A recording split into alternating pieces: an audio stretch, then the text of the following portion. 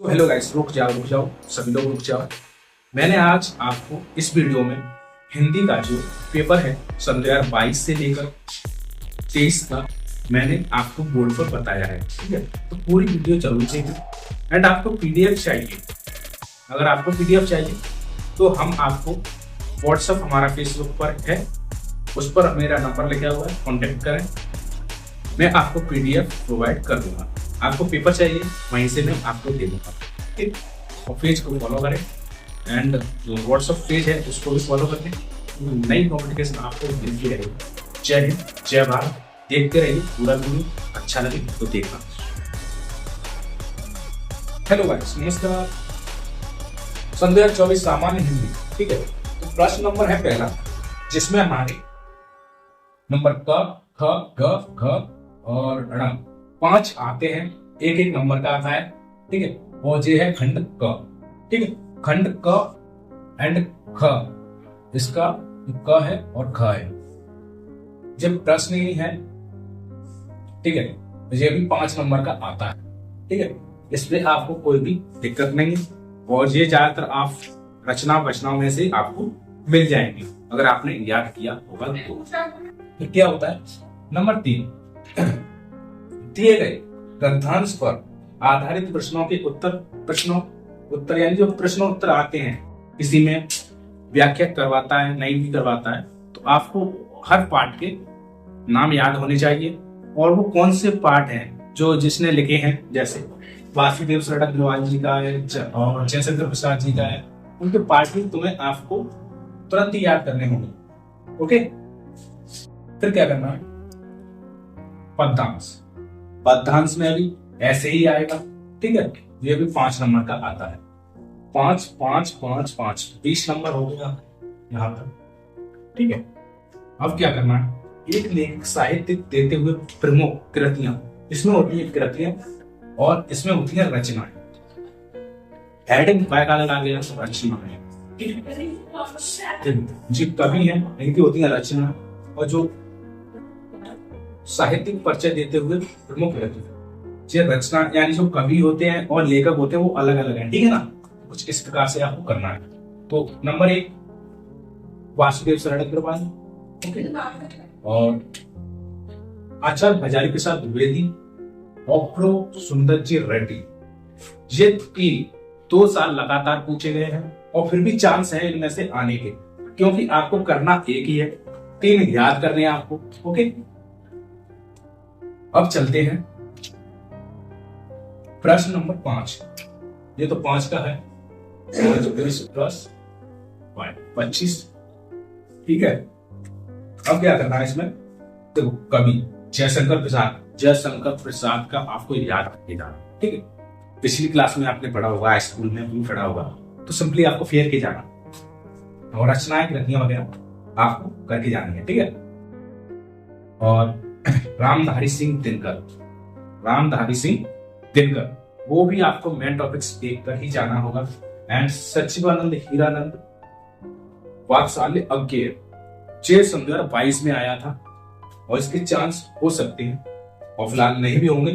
तो एक और है मैथिली साइड को, ओनली इनके बारे में आपको जानकारी याद करनी है कि ये कहां से थे, क्या करते थे, कौन सी संधि, बस आपको इतना ही करना है और आपकी रामलीला वो आप जान सकते हो, लिखना आपको पड़ेगा। कोई भी साहित्य परिचय, और ये है बहादुर पंचलाइट है। बहादुर यानी बहादुर की एक कहानी भी है, उस पर मैं आपको टोटली एक वीडियो बना के दे दूंगा। बहादुर की बेस्ट ऑफ मस्त कहानी है। जो बहादुर के जो पिताजी थे वो सेनानी थे वगैरह, मुझे पता नहीं है, अभी ध्यान उतर गया है। और एक पंचलाइट की कहानी ऐसी है कि जो पूर्वजों के जमाने में जब पंचलाइट को जो हम बोलते हैं लालटेन, वो पंचलाइट के नाम से प्रसिद्ध थी। तो वहां पर पूरे गांव में नहीं था ये सिस्टम, तो एक बंदा ले आया। ठीक है, तो वहां पर ले आने के बाद उसको, यानी जैसे कोई नई चीज लेके आते हैं तो उसमें महोत्सव होता है, तो सभी गांव वालों को बुलाया, लाइट वगैरह जलवाई, और जली नहीं गई तो उसका एक और नाम था, वो जलाने वाला वो बुलाया गया। ऐसे उसके प्रोग्राम्स हुए। ऐसी ही कहानी है। ठीक, तो ये हमारे कितने हो गए, इतना 25 25 और ये 30 और 30 और 5 35। 35 नंबर का आपको क्लियर हो चुका है, ठीक है। और देखते रहना हमारे साथ। अगर आपको इसका पीडीएफ चाहिए तो हम पीडीएफ प्रोवाइड करते हैं, खास करके पीडीएफ में आपको फेसबुक पर या किसी पर भी, तो आप मेरा कॉन्टेक्ट नंबर ले लेना और मैं आपको एक पेज बना कर दूंगा, उसमें आपको तुरंत ही रिप्लाई करना है, ओनली फॉलो करके पीडीएफ ले लेना है, ओके। व्हाट्सएप पर आपको ऐसे ही क्वेश्चन साथ में क्या करना है, जो कहानी थी नमक कानून को तोड़ने की, वो आपको पढ़ लेनी है। शब्द की जीत कैसे हुई और त्यागपति की कहानी भी आपको पढ़ लेनी है। ये कई प्रकार से मेन टॉपिक्स होता है एंड जिसमें कुछ भी कर सकती है, ठीक है। तो ये 3-4 पूरा ही दे देता है और आपको करना होता है, क्योंकि उसमें से कुछ भी याद कर लो तो भी हो जाएगा, ठीक है। तो इसमें गांधी जी की कहानी वगैरह थी, सत्य की जीत कैसे हुई और त्यागपति वगैरह जो कहानी है वो इसमें आएगी, ठीक है। प्रश्न नंबर 7 में अब चलते हैं हम खंड ख पे। खंड ख पे क्या करना है आपको, खंड ख पे करना है संस्कृत गद्यांश। गद्यांश एंड पद्यांश अलग अलग चीज है, ठीक है। तो गद्यांश लेखक, पद्यांश कवि, ओके। तो कवियों की चीज और लेखकों की चीज टॉपिक्स अलग अलग है। वो कवि कविताएं करते हैं, लेखक लिखते हैं, ठीक है। यही है टॉपिक्स। तो संस्कृत गद्यांशों के संदर्भ सहित हिंदी में अनुवाद कीजिए, ठीक है। तो 2 + 5 = 7। इसमें कुछ प्रश्न दिए होते हैं, वो आपको नहीं करने होते हैं, समझ में आए। प्रश्न नहीं दिए होते हैं तो आपको क्या करना है, संस्कृत करनी होती है, ओके। संस्कृत की हिंदी बनानी होती है। और क्या करना है इसमें, नंबर ख संस्कृत गद्यांशों को, इसमें भी क्या करना है, जो एक कविता से होती है एंड संस्कृत में होती है, जैसे आपको पढ़ के सुना दूं,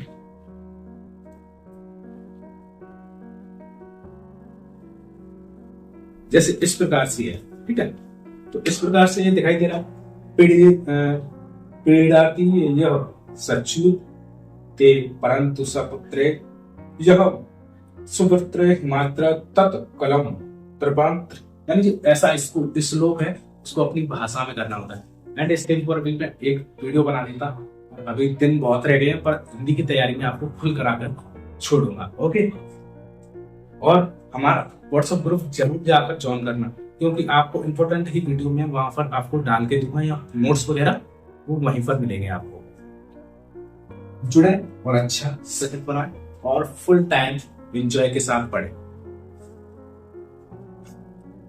स्ट्रेस बिल्कुल ना लें, स्ट्रेस माइंड ऑफ ना लें। अब चलते हैं हम, इसमें भी आपको मिल जाएगा। ये भी कितना होता है, 7 नंबर, 7 दूनी 14 नंबर ये होता है, ठीक है। ये कितने का होता है, 7 का ये होता है, 7 का ये होता है ऊपर वाला। अब चलते हैं मुहावरे। मुहावरे में क्या होता है, ये मुहावरा, ठीक है। तो इसमें आएगा टिक मार्का। टिक मार्का तो कर लोगे 9th में। मुहावरे लोकप्रिय, उसको आपको टिक मार्का आएगा, उसमें आप कर लेना, ओके। ये भी आता है। एंड अब चलते हैं यहाँ पर, इसमें एक ही था, आंखों में धूल झोंकना। इसका जो मुहावरा होता है वो भी कर लेना। इसमें टिक मार्का नहीं, सॉरी, इसमें जो मैंने दिया है नमक, उसमें टिक मार्का नहीं, उसमें करना है आंखों में धूल झोंकना। इसका क्या होता है, वाक्य प्रयोग भी करना है। और नंबर 10 में क्या करना है, कुछ शब्दों के संधि विच्छेद। इसमें जो टिक मार्का देते हैं, संधि विच्छेद में भी टिक मार्का आए थे इस साल भी, तो आपको टिक मार्का ही करनी है इसमें, ठीक है। और इसमें दिए गए हैं मिनिमम 3 दिए गए हैं। यहाँ पर कितने दिए गए, +3, एक नंबर का आता है, ठीक है। तो संधि विच्छेद इसमें शायद 1 करना होता है, इसमें 1 करना होता है। संधि विच्छेद 1 का वाक्य प्रयोग सहित लिखिए। 1 का जो प्रयोग वगैरह लिखेंगे तो उसमें 1 + 1 हो जाएगा, 2 का आ जाएगा, ठीक है। अब क्या करना है, नंबर ख में क्या है, आत्मा, यानी त्रिविभक्ति एक वचन, चतुर्भक्ति द्विवचन और षष्ठभक्ति त्रिवचन, षष्ठम भक्ति एक वचन। तो यही आता है। तो इसमें आपको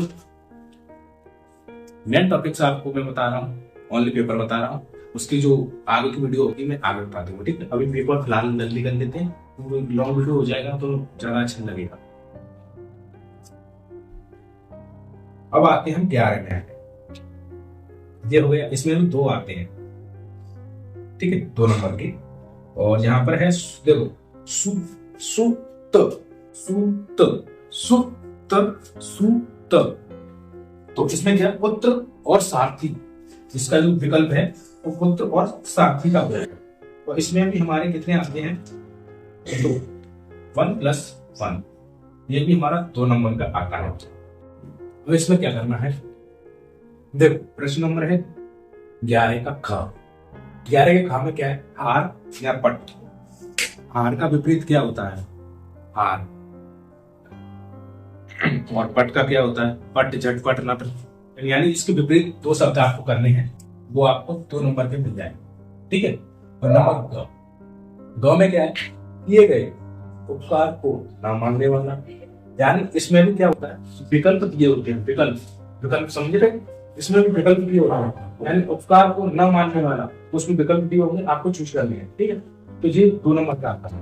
एंड एक ये 2 नंबर का आता है, बहुत कम बोलने वाला, विकल्प होगा इसका, उस पर टिक करना है आपको, ओके। और नंबर घ, इसका जो 11 का घ है, 2 वाक्यों को शुद्ध करके लिखिए, यानी जो वाक्य दिए गए होते हैं, जैसे वो पढ़ने जाते, वह पढ़ने जाता है, कुछ इस प्रकार से जो सेंटेंस होते हैं वो शुद्ध करने पे कुछ थोड़ी सी मिस्टेक होती है उसमें, वो कुछ नहीं होता है, ठीक है।